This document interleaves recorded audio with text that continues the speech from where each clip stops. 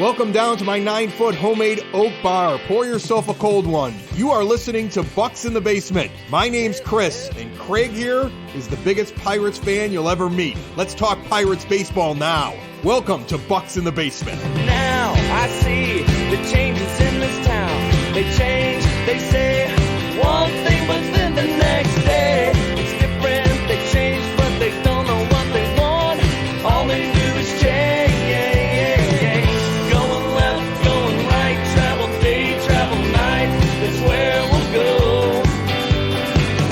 No excuses, no goodbyes, no one cries, no more lies. We'll never know.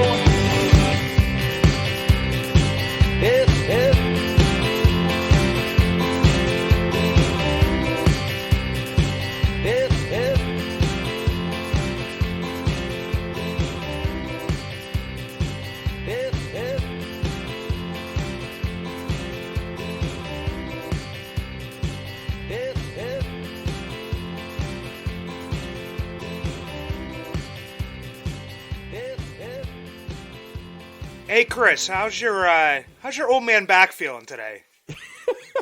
It's less old man because I started physical therapy after my back injury. It's a lower lumbar injury.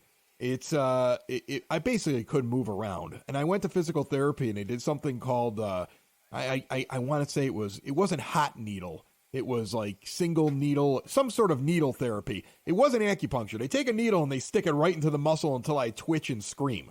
And it was awful, but what it did is it opened up the muscles enough that I could start moving. And now I'm like through day 2 of physical therapy, and I can actually like hang out at the bar and like talk like normal. And I'm on really good drugs too. Like I'm on opioids and muscle relaxers, and I'm as high as I want to be. But it's at least not painful anymore, so I'll take that. So you got like the Carlos Santana treatment, because that's what he was on the shelf for a couple days. It's another old man injury, so I mean it's to be expected. Yeah, that's how I know that he isn't the long-term solution at first base, because I'm old, he's old, I know what it feels like. I know he's like an athlete, but he's an old athlete, and they have to work on that problem. The good news is, now that I've had like a week and a half of laying around unable to do anything, and I'm back to work. Like, I'm back to work. Like, I'm finally able to, like, do the stuff that I have to do for, like, the company. The Broadcast Basement is, like, a massive podcast network. Bucs in the Basement is just one of the shows on it. And I basically had to, like, stop doing everything for the last week and a half. So I'm back and going. And one of the things that I noticed was that Bucs in the Basement at this point, over 50,000 listener downloads expected this year. Massive numbers and growing, like up like something like 60% over the last 3 months. Like, this thing is exploding, and I think it's because the team's doing so well. And I think it's time now that Bucs in the Basement start promoting some great Pittsburgh businesses. So we are finally opening up the advertising on this podcast. So, and it's like pennies per person. It's a flat rate thing. I mean, we're talking a couple $100 a month, and you're hitting 50,000 people. And it is now available. So go to the website. There's plenty of links. Hit us up in the social media if you got a small business. We really cater to small businesses on this network, and we can reach an awful lot of Pirates fans for you. And don't worry, those of you who are listening, we're not going to have a ton of commercials. Just a few to pay the bills and buy the beer at the bar, right? Yeah, we gotta stay lubricated here at the bar. Maybe if Chris was a little bit looser, he wouldn't have injured his back. Maybe he was a little bit too tight that day. I got to pay for the medical bills, so we're going to start selling ads on this show. Yeah, that's how we do things. And you know what? Let's be honest. That's how the world works. Like, we need money to be spent with the Pirates, especially on this rotation. Right? I mean, I don't know what Bob Nutting's got to do to make himself feel more financially secure that he'll actually go out and get pitching, but that's my biggest concern right now on this team. You look at the talent positionally, the 1 through 9 and the backups and what's down in the minor leagues. I'm feeling a lot more confident about that than I am with the rotation, especially with Contreras now moving into the bullpen. Yeah, it was something that was I mean, kind of bound to happen here. When I went and saw them play in St. Louis, I remember go back and listen to the episode. I just said he seemed just like a little bit off, but he was pitching well enough to kind of fight through like the inconsistencies he was having, like with his slider, with his fastball, with his control. And it kind of all came to a head. They had talked about him going into the bullpen. Then Vince Velasquez hits the shelf. And then he just comes out and just has, just a god-awful outing versus Oakland. And it's not something you could delay any longer. And he is so important, especially the way he performed last year. I mean, I know a lot of people are like, okay, when a prospect comes up, they are like thinking, man, he is going to hit the ground running.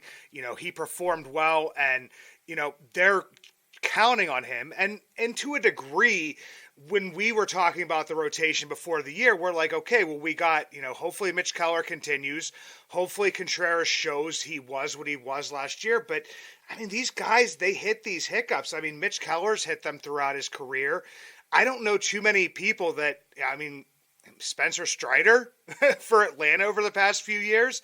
Because you even look at the teams that, we talk about and mention a lot of times, like Lucas Giolito was lights out, and now he's struggling. I saw a post the other day with, who was in the conversation for the Cy Youngs, last year, and what their ERAs, look like this year. So, it's not linear. It's just, you have to find the pitching someplace.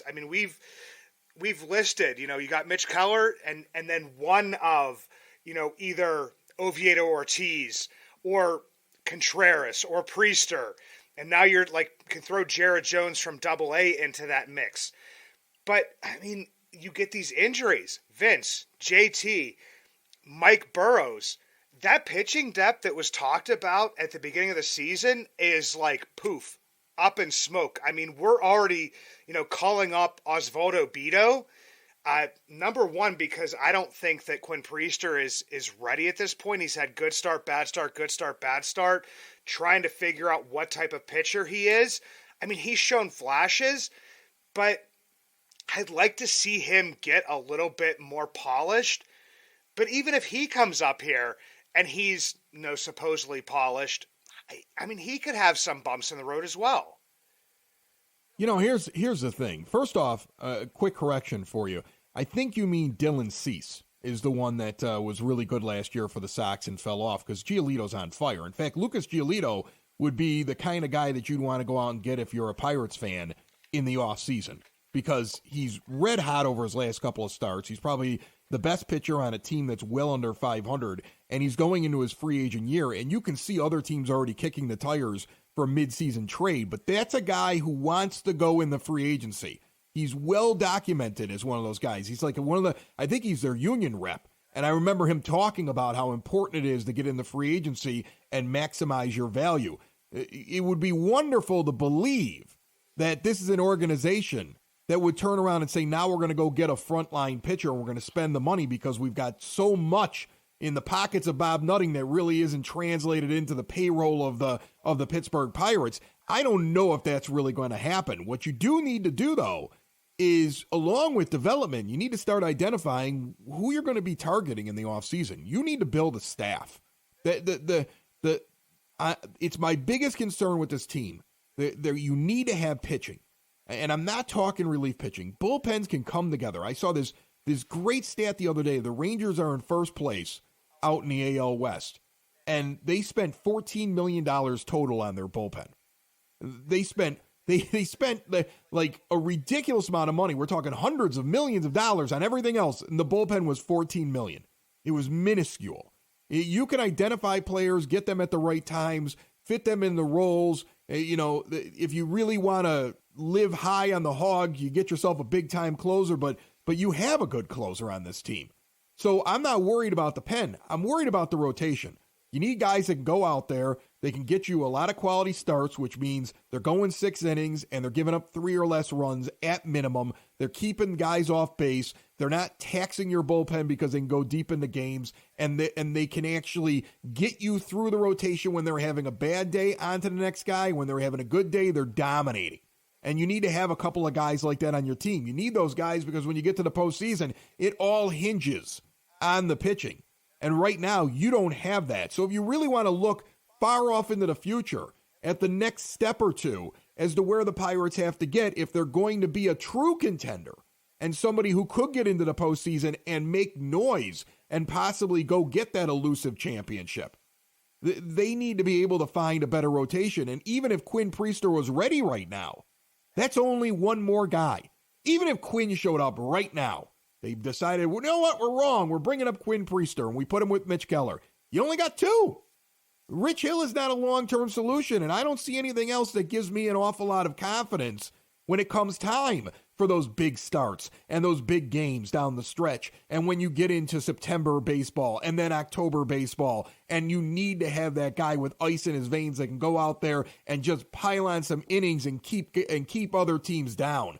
You're going to need to spend money in the offseason, and that's going to be the next trick, is identifying players within your payroll constraints that you can bring in to fill in this rotation. That's what I expect from them in the offseason. And a great outside-the-box thing to do would be to try to make a deal before the trade deadline for either a guy who's got an extra year left. Let's say he's a year and a half away from becoming a free agent, but you got a team like maybe Oakland out there that is in a perpetual rebuild, and you're able to identify a guy. I mean, J.P. Sears, I'm looking at you, younger pitcher doing well, but, you know, they'll pretty much, you trade him a couple of prospects, I guarantee they'll move on from that guy, and he'd look nice long-term in your rotation, would help you with one of those holes. Or you go get a guy who's going to be a free agent, but you feel like if you get him into the system, at least you get first crack at him, and that's if you believe that your owner's going to open up the wallet, at least a little bit. Yeah, and with the new, playoff systems, it's kind of harder to figure out which teams, think they are contenders, which teams are pretenders, which teams, are still in it to a degree. I mean, I noticed that, Shane Bieber is the big name that's out there right now. I know that Cleveland is probably shopping. Cleveland's not getting out of it. They're not getting out of it. Are you kidding me? Minnesota's at 500 and has dropped below 500 twice in the last 2 weeks. That division, you got the White Sox 9 under, and they're still telling their fan base that they've got a shot at it because they're only 4.5 games back out of first, even though they're 9 games under 500. Cleveland's 31 and 34 and a game and a half out of first place. They're not giving up. That's a winnable division right there. And they've got pitching and they've got talent and they won it last year, and they've got to have in their minds. They've got to have in their minds that if things start clicking for a couple of weeks, they could very easily jump into the lead and then get into the postseason where, remember last year, nobody gave the Guardians a chance last year. Nobody at all. And then they go in there and they start making noise in the postseason because they were built for the postseason. They've got good pitching on that team. If they were able to get it together for a couple of weeks, they take that division, and then they go in, and they've got that puncher's chance for a championship. I doubt they're selling. Yeah, I don't think they're selling at all, and that was kind of going to be my point. I mean, everybody looked back to, the trades that they've made previously, getting rid of, pitchers with, this amount of control, but it's also looking back to where they were at in their retool, whatever it would be, because they did have a lot of pieces to move on from, and they were able to turn this thing around very quickly. But yeah, this is pretty much the same team with actually, even better, more developed pieces. You have, guys that have come up, young guys that are filling in there. So yeah, I just kind of wanted to put that to rest. I was kind of talking about Giolito. I wanted to go back to that for a second, and only because the only reason he was in my head is because he was a guy that was, in the Cy Young voting for 3 years in a row, and then last year kind of fell off the map. So guys will have they could have dips in their career. He had an interesting reason though for it. Did you ever read about this? His reasoning was that during the lockout, he got advice to go and bulk up and put on more muscle so he could throw harder. And the White Sox weren't paying attention to him. And then when he bulks up, it changes the way he's delivering the pitches, and it actually screwed up his throwing.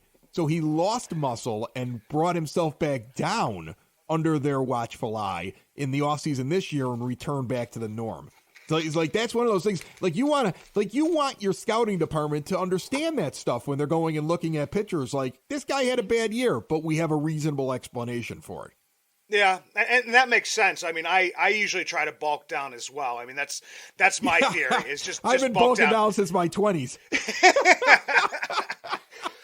That's not a bad. I mean, Chris. I mean, like I said, we can talk about getting older, but my thing is that I mean, we are going to have to add here at some point in time, just because. I mean, last year, in a year where the team was, absolutely terrible, we were very lucky with, the lack of pitching injuries, and the depth looked to be there this year. But like I said, it's disappeared very quickly. I don't mind giving Osvaldo Bido like a little bit of a shot here. Is he a sexy high-end prospect with the ceiling of a Quinn Priester or a Jared Jones? Absolutely not. But he's got like a 1.300 whip this year in AAA. A guy that, he pitched fairly well in spring training. So people may, remember that a little bit. Not that that really even matters. But I just kind of don't want to mess around with prospects anymore. We saw, the previous regime, Mets with Keller to a degree. So I don't want to see that same thing happen to Priester. I mean, if he came up here and he just like lit the world on fire and we could keep him up here, that would be great. But chances are, if he struggled in the minors this year, he will struggle in the majors this year. And I don't want to see it's like, okay, Quinn, we need somebody to fill in for Rowanzi for, say, a month here. And no matter what you do, we're just going to have to keep plugging you back in here. I'd rather that be Bido. Add him to the 40-man. I mean, Quinn's going to be on the 40-man at some point in time this year prior to, the Rule 5 draft. He's going to be protected. It's going to be a guarantee. I just don't see why that needs to be the move right now. But even with that, I mean, now, let's say Osvaldo Bido pitches pretty well. Luis Ortiz, his last outing, backing up Rowanzi Contreras, came in, gave up like 10 hits in 5 innings, isn't really striking people out, which is his calling card. So he's not pitching very well. Johan Oviedo had an okay start his last time out, but has been very up and down. I mean, it's got to get to the point here where, last year when they brought Quintana in, the year before when they brought Tyler Anderson in, like they were like either the number 1 or number 2 pitcher in your pitching staff. Right now, Rich Hill, if you're talking about numbers, Rich Hill consistently, if you're going, by consistency, is your number 2. We need to have that guy come in and be like the 4 or the 5 at some point in time. And if that doesn't happen, then I don't see, I mean, yes, we're contending, and I know people, like, they're just saying, okay, what do we have to do to contend, for this division? And it's something that just, I don't know, to me, it's like, I focus a lot more on baseball. Not that I'm not a football fan, not that I'm not a fan of hockey, but I focus a lot more on baseball. So, on the peripherals, you have football, where it's just like, on any given Sunday, all you gotta do is, win this week division, and everybody's got a shot. And to me, I'm like, no, I don't really see that. I mean, people point to, the Phillies who kind of backed into the playoffs last year and they made their run. They also had a pitching staff that had Ranger Suarez, Nola, Wheeler. Like, that's not the same thing. Like, if the Pirates somehow get into this and we have Mitch Keller and, I don't know, just maybe even one other guy, like, we don't have that type of rotation. We also don't have that type of lineup. We don't got Kyle Schwarber and Rhys Hoskins hitting like 20-some bombs. And I don't know. It's just, to me, I just get a lot of frustrated with, some of the narratives are out there. I'm probably, overreacting a little bit, but I think you do. I think you always do that. You overreact to Twitter stuff and crazy things that bloggers throw up against the wall to try to get clicks, and you just have to chill out and look at the big picture. That's why I'm here. I'm here to calm you down, okay? Because, like, look, in the end, they do. You're right. You have a good point there at the end they're not like the Phillies. They don't have Bryce Harper. They don't have like that level yet, And those are the things that need to be added at some point. Like if you're going to contend, it can't all be homegrown talent, and it can't all be guys that you picked off the scrap heap and you fixed. At some point, you're going to have to go outside the organization and spend money for the stars that get you across the finish line. Like that's what you're going to end up having to do. So that's the first thing. But secondly, you got to go find pitching. And you mentioned, you're like, I don't know how to figure out if people are in it or out of it. I'll tell you one team right now, I would knock on their door if I was Ben Cherington. In fact, I'm shocked if he hasn't. I would knock on the door of the Seattle Mariners, a team that loves the trade and has an overabundance of pitching. Like the Mariners are basically like the Dodgers in the amount of pitching prospects they have. They just don't all work out for them. They just name after name after name. They have been bringing in pitching for years and throwing it at the wall and seeing what sticks, but they also have kind of a short leash on them. And there's a lot of guys down there in their system, guys that have had a taste of the majors or are sitting at the cusp of AAA or may have even made it into the major leagues, but they're very deep there. And they're still trying to figure out how to get themselves into a competitive stance in that division. And they're constantly making deals out there. I mean, like, what would you think? I know it would hurt certain fans because they fall in love with their prospects. But if you did prospect for prospect, or you dealt things that had potential for you, but maybe from the positional player standpoint, which looks to be kind of a need of the Mariners right now. They have a few holes that they have to fill, and you're able to pick up one or two pitchers that are right there on the cusp, that you're going to get an opportunity here in the back half of the year to work with and in an off season, and your scouts are able to identify that there's something that they just need to make this little tweak, or they need to focus more on some aspect of their game and less on another pitch, and that would give you an effective pitcher. That's the kind of team who I'm knocking on their door coming up to the trade deadline, not trying to like trade an old man for a prospect, which I think people have gotten used to, but I'm talking about guys for guys, things that like the Rays do an awful lot, or the Dodgers do an awful lot, dudes for other dudes. We've got a dude who's a big time prospect, but he's good at a position that we don't really need because we're flush, and you've got a dude that we need because we don't have enough of them. We don't have enough pitchers. We've got an overabundance of other types of players right now, and we talked about it last week. You've got two guys right now down there in your system that you're going to have to identify at some point. One of them is going to be your catcher, and the other one, I don't know where you're putting him, but both of them have an awful lot of value right now. I mean, I know it would hurt Pirates fans to see one of those catchers go away, but if it brought back a pitcher that sat in the 2 or 3 spot of your rotation behind Mitch Keller for the next 10 years, you should be excited about that move. And those are the kind of moves that I think have to be on the horizon at some point. That's how you take the next step. You're a team right now that's sitting above 500 in mid-June. And I keep going back to the fact that if you would have told me that in the offseason, I would have laughed hysterically, asked you what you were smoking, and then said, wow, things are going really well for the Pirates. And I think that's the one thing you cannot forget at this point.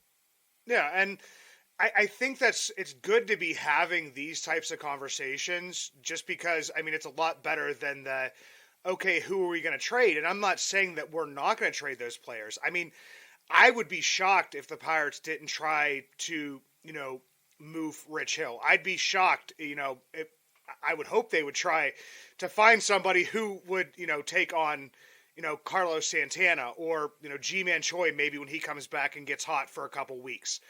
But it would be nice to, be buyers and sellers, which is something that we've mentioned. But it's, what do we need to do to stay competitive within this division for this year? And to me, it's kind of like we just need to keep doing what we've been doing and hopefully be able to add for now and for the future, if that makes sense. Because, yeah, this is a weak division.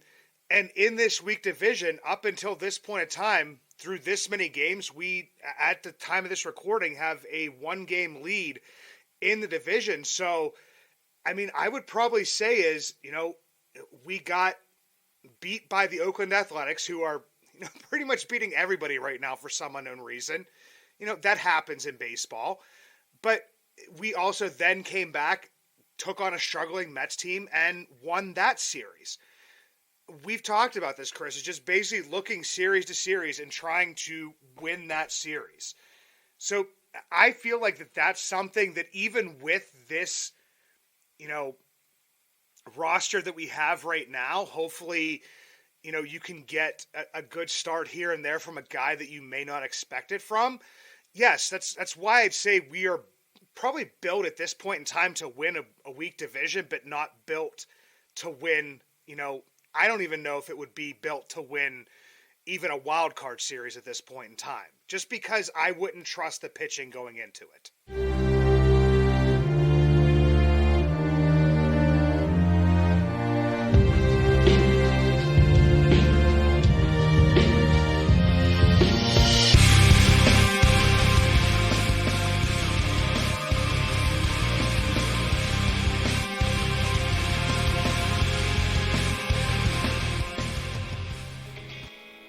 If you ever see me out and about in Pittsburgh, you will always recognize me, and not just because of the white beard, but also because of the Y that is always on top of my head, the hat I always wear.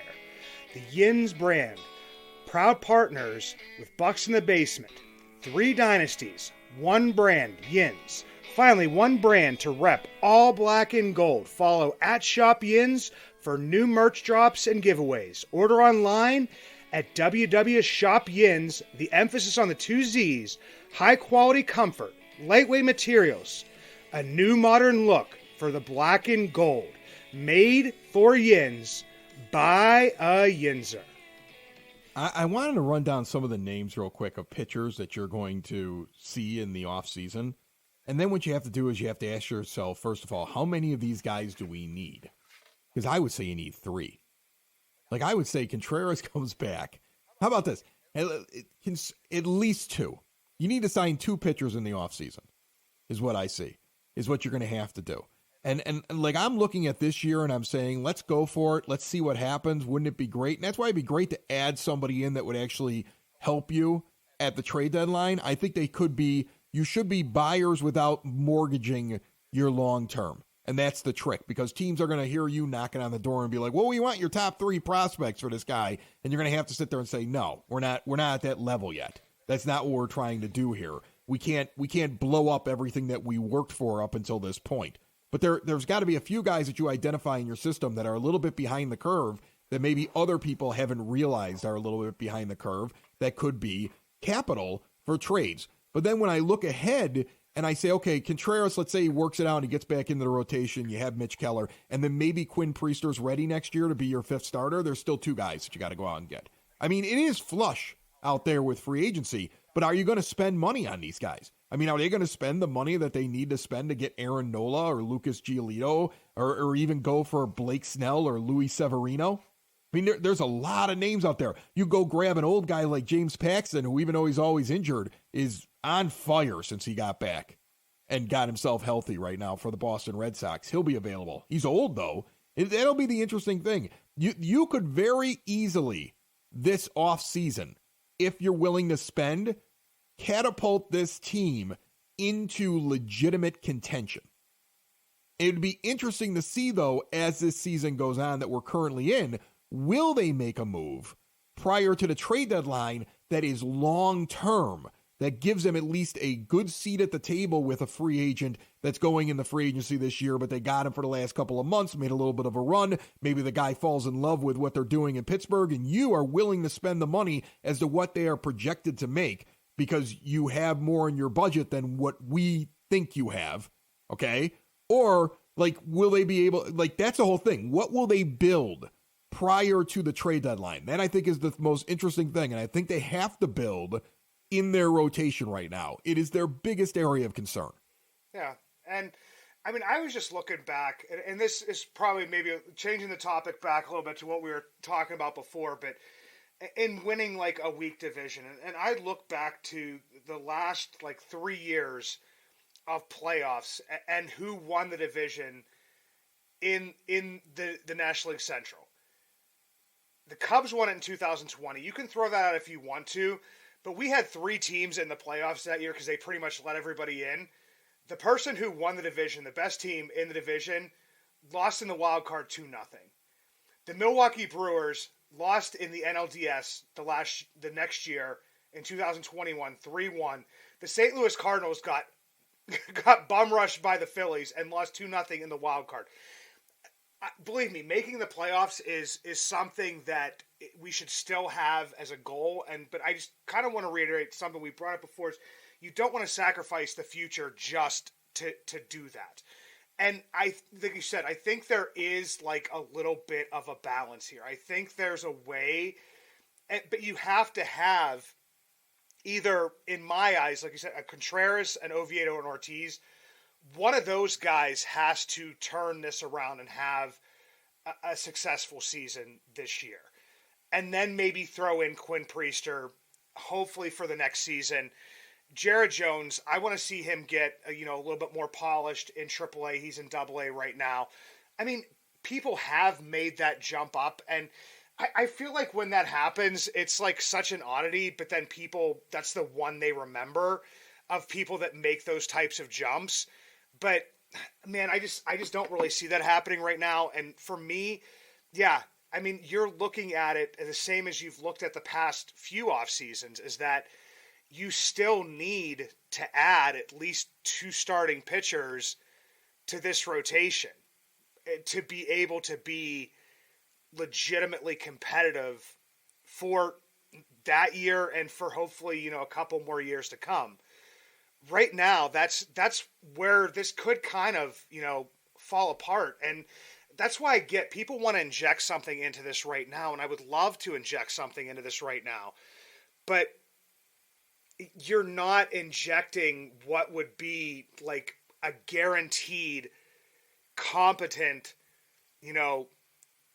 starter in a rotation. You're taking just another, stab in the dark. Yeah, I don't want him. I don't want Quinn up here until I'm sure that he's ready.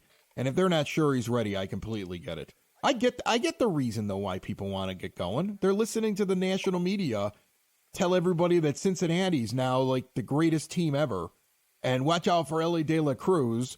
And aren't they going to be so exciting to watch in the next couple of years? And the Pirates are 3.5 games up on them.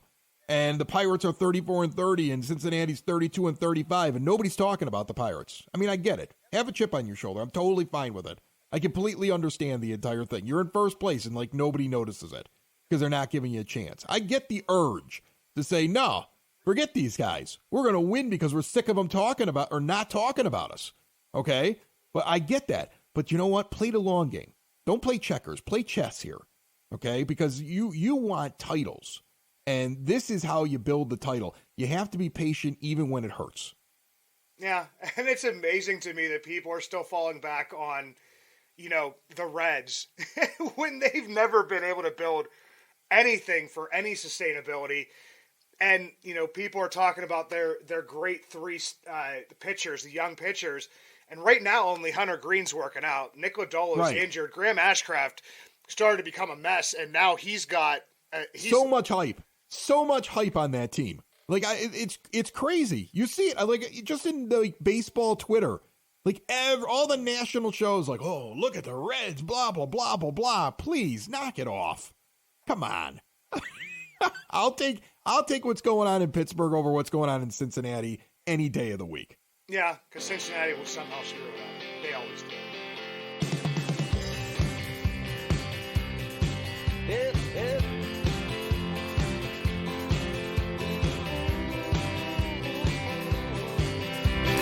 Now I see the changes in this town. They change, they say